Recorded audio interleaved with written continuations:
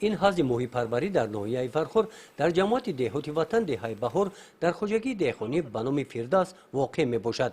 مساحت حوض 4 هکتار را تشکیل می دهد. اینجا ماهی های گوناگون پرورش می یابند.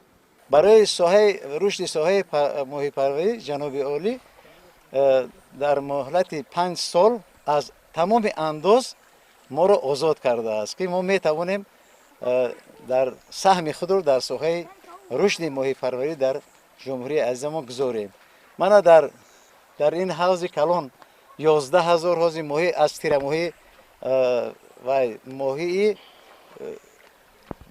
امور سفید در بینش کرپ بسیار ماهی خوشمزه هستند، جالب هستند، خریدارای زیاد دارند.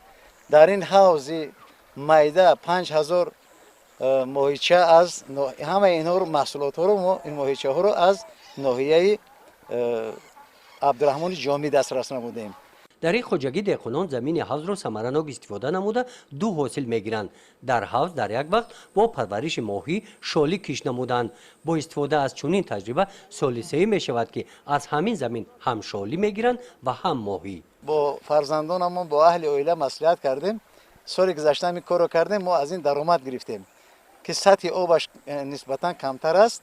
در اینجا ما در 2 هکتار 2.5 هکتار زمین شالی کش کردیم و همین ماهیایی که من نامور کردم نوع امور سفید و کرپ با نهال شالی عموما کاردار نیستند، چون که سال گذشته وقتی که همین تجربه را کردیم شالی پر رسید. وقتی که آب وای کردیم در جای سطح آب پس بده ماهی‌ها جمع شدن، شالی رو درو کرده گرفتیم و باز حوض رو پر از آب کردیم و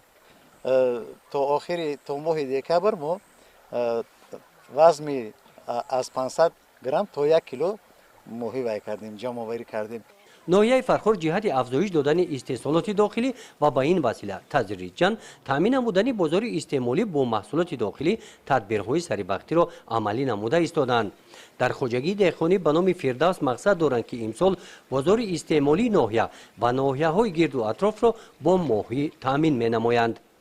گزارش خواجه نظریف خدای نظر ظهوروف از ناحیه فرخور برای برنامه اطلاعاتی نوید.